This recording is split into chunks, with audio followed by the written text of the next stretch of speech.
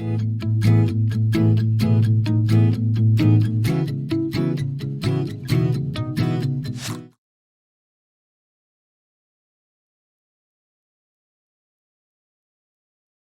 going to talk about our rapid fat loss experiment.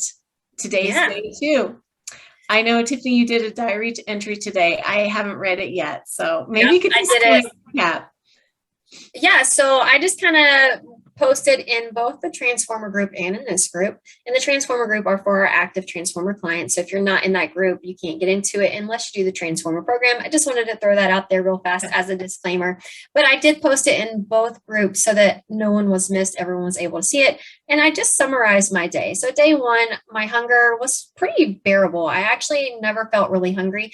I felt hungry towards the end of the day. But the caveat to that is I had lunch at noon and I was not able to eat dinner until 7 o'clock at night. That was a long stretch without food. And the reason why I went that long without food is because my son had an appointment. I got home from my son's appointment. I immediately had to take my daughter to gymnastics. So it was just a lot of activity. And I noted in my diary that something that I want to do on Mondays, because Monday afternoons are insane for me, is I want to make sure that I have a snack on hand that I can have that fits my goals so that I'm not going 6-7 hours without eating again. Because by the time I got home, I was really hungry, But luckily, my husband cooked dinner, had dinner waiting for me when I walked in the door. Nice. So I was able to not overeat. I think that if I had to go home and prepare a meal, being as hungry as I was, it could have backfired very easily. So moving forward, I really want to make sure I do have some kind of snack on hand so that when I am not hungry, I can do it. And I think that's mainly what I mentioned. I do want to touch on the fact that my calories were a bit low yesterday. So I think I had I want to say around 140 calories left on my goal because I was under on my carbs by 10 under on my carbs and my fats by 10. The fats alone, that's an automatic 90 calories right there. Something that I did is I chose sleep over eating last night. And I think that is not something that I'm going to plan on doing. I want to hit my macros and get better about getting right in on target within 5 grams. But I think that it's also important to make sure that you're prioritizing sleep because as our clients know, as we've told them, as you get tired, you're more likely to have those food cravings. When you have when you're tired, you're more likely to snack and reach for those easy, quick foods versus taking the time to really plan out your foods. So by incorporating sleep, I think that helped me wake up this morning and not feel overly hungry because I woke up this morning and I was a little hungry, but again, I slept. I think it was 8 o'clock my time when I went to bed, and I got out of bed at 6:30 this morning. So that was a lot of sleep. Yeah. I woke up. Yeah, I felt refreshed. I did not feel overly hungry. There was a little hunger, obviously. And then I sat down, had some coffee, and I didn't even eat breakfast until I want to say around 8 o'clock this morning. I ate breakfast. Just because I don't like eating as soon as I wake up. Mm-hmm. And I like eating within the 2 hours of me waking up. But as soon as I wake up, I want to sit down. I want to have some coffee, kind of want to just wake up at a nice slow pace. I'm not a morning person. So I think that having food prepared for me in the fridge already, because I ate the same thing this morning that I did yesterday, because I made that entire casserole dish. I think that was really helpful as well. So long way of saying overall, everything's feeling really manageable so far. And then also I am drinking electrolytes every day. I do have those built packets that Adele shared. I think that Adele likes the taste of them. I've got one in my cup right now. I really don't enjoy the taste of it. It's kind of tart to me, and I'm not a tart person unless it also has a ton of sugar in it, such as like lemonade. This does not have that. It's just tart. But I do think that the electrolytes in this drink is really helping me because I haven't had any headaches. I haven't felt dehydrated or anything so far. So I started getting a headache yesterday in the afternoon, and I had a few grains of salt. I just licked my finger and a couple grains of salt, and I'm like, oh no, I've gotten those electrolyte drinks. I'll have one of those. And the headache was gone within an hour. That is really normal when you're going into ketosis, which we expect to because our carbs are 50 and below. And it's just that the body is switching over from using glycogen and glucose as fuel. And so you're going to start burning ketones. And so headaches, even more thirst can be part of that process. Yeah, so that went away right when I had the electrolytes. So that's something we would recommend. Also, sometimes when you drop carbs a lot, people can experience muscle cramping in their legs, like their calves will cramp at night. So some magnesium or electrolytes can also help with that. What else? Yesterday was quite manageable for me as well, but I had moments where hunger peaked and then kind of disappeared. Probably I ate and then I ate again 2 hours later, but I just had a protein bar and a coffee. And that appeased my appetite until dinner. I had my dinner and then I went for a walk. And so a couple of things that started happening in the evening. I became much more aware of the food around me. Mm-hmm. And it's so funny because I know what's happening intellectually. I'm a health coach. I'm working with my nutritionist. I have a weight management specialty.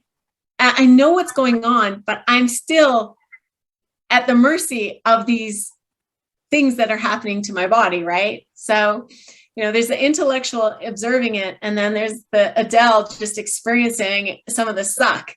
Anyway, and some of the suck was, I remember in the evening after I had my dinner, I was looking in the pantry and I saw all these beautiful jars of jam that I had canned. And I'm like, oh, they look so good. And that'd be so good with some homemade bread because I have bread starter in the fridge too. And I'm like, oh, that'd be so good. And I was imagining like warm hot bread with jam. And I'm like, no, it's not even been 24 hours.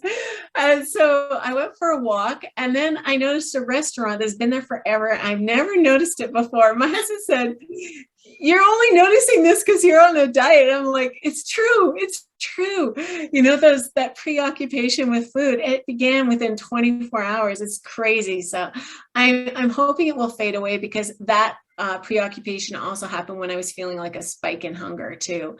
And I think as I'm switching over from burning glucose and going into ketosis, there is this like drive, more carbs, right? Which can be really compelling and really strong. And I just have to remind myself, like, it's just a phase.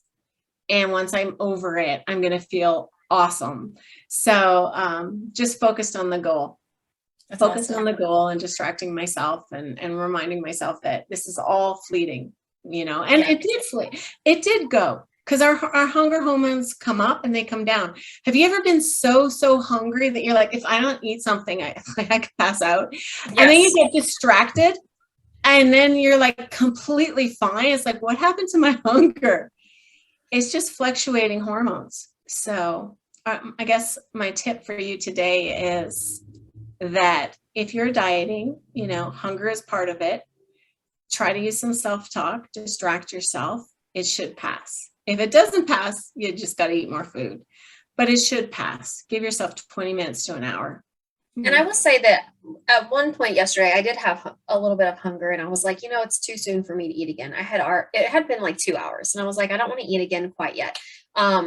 So I did actually, I grabbed my dogs and I went for a walk. I was like, I need to get out of the house and get my mind off of food. And then after I got back, I was fine. I was able to distract myself. So I love that tip as distraction. And even then my hunger, it wasn't overwhelming. It was just enough to where I was like, oh, I'm kind of hungry. I could snack on something right now. So I was like, let me just get myself out of the situation. Like out of 10, what would you give it? When you were at your hungriest, out of 10, what were you at? Oh gosh. When I got home from my daughter's gym, I was like at an 8 or a 9. I was really hungry. That's the danger zone. Like you said, if you hadn't had a meal waiting for you, chances are you could have made some bad decisions. Like just grab whatever was available because you're so hungry. So the meal prep is really important. Yeah, I was driving home and I was like, oh, there's Wendy's. Oh, there's McDonald's. Oh, go home. Food is waiting. It's there. Yeah. So, a lot of people are afraid of hunger and it has a lot of negative associations. But here's the reality. If you don't feel hunger at times throughout the day, you are probably overeating and gaining weight. Hunger is a great guide. Hunger, you should feel slightly hungry before you eat. Okay. You shouldn't be depriving yourself of nutrients and food and things like that. We're not talking about that, but we're talking about using the hunger scale and letting hunger guide you if you want to be an intuitive eater. Mm-hmm. So again, if you don't feel hunger at different times of the day, especially before mealtime, chances are you're overeating and putting on weight. Yeah. So and if you can't describe what hunger feels like, then same thing. Chances are you're not actually feeling hunger. You're eating out of boredom, out of stress, habit. Because habit, yeah. So ask yourself, what does hunger feel like to me? If someone were to say on a scale of 1 to 5, how hungry are you right now? Would I know how to answer that? Yeah. Am I truly hungry? And, some homework for you, people who are listening, if you want, go look up the hunger scale. And familiarize yourself with it. It is a great gauge to become a more intuitive eater. All right, well, we're coming up on our time here. Maybe we just touch on what kind of exercise we're doing, because you, Tiffany, mentioned that you distracted yourself. You went for a walk. What else are you doing for activity during this rapid fat loss protocol? So I am doing strength training 3 times a week. That's my goal. If I do find that next week my energy levels are dropped, then I'm going to drop it back probably to twice a week. Right now, I'm going to try to stay at 3 times. But I also know that with my hunger or with the low calories, my energy levels might start to dip down. And if I find that my hunger is overwhelming, something's going to have to give. And the first thing that I'll back off on is my training a little bit. So, and for my training, I'm not doing cardio. I'm not doing any high intensity, anything like that. It's literally weightlifting, lifting some weights. Yeah. And I'm walking, and for the first week until I feel like more secure that I'm in ketosis, and I've got a very busy week. I'll get back to the strength training next week. And my goal is 2 to 3 times a week. And just an FYI, a lot of people are terrified of losing muscle if they stop lifting weights. You're not going to lose any muscle in 3 weeks. Okay. You're fine. So this is a 3-week protocol. And there is research about this actually. So after 3 weeks, you can start to lose muscle tissue, but it's not all at once. It's a slow process. Just like putting on muscle is a slow process, losing it is a slow process. Yeah, for me, the reason I decided that I wanted to continue doing my strength training 3 times a week is because when I get out of the habit of something, sometimes it's hard to get back into that habit. So I want to see how I do with it, continuing the habits I already have versus taking that out and then possibly struggling to add it back in. Because I have like a good schedule right now that I'm following, and I don't want to get knocked off course. And I'm excited to see how you feel on so few calories weight training. I went through it myself where I was weight training, 4 times a week, and I was on very low calorie, and it was okay. There was one terrible workout where my blood sugar crashed, and I actually drank Coca-Cola and was fine after that. But I learned from that. I mean, my protocol has evolved from personal experience and over the years.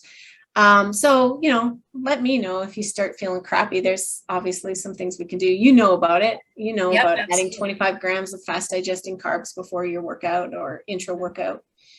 But anyway, so that's our plan, light and easy. And we'll keep you posted on how the day went tomorrow. Any questions? Nothing else in the chat. Okay, guys. Oh, by the way, I'm down 2 pounds. You're down? I'm down 3 pounds. In one day. Now, a lot of that's just water weight, but still, I'll take it. Okay. All right. Well, have a great day, everybody. We'll see you tomorrow at the same time. Bye, guys. Bye-bye.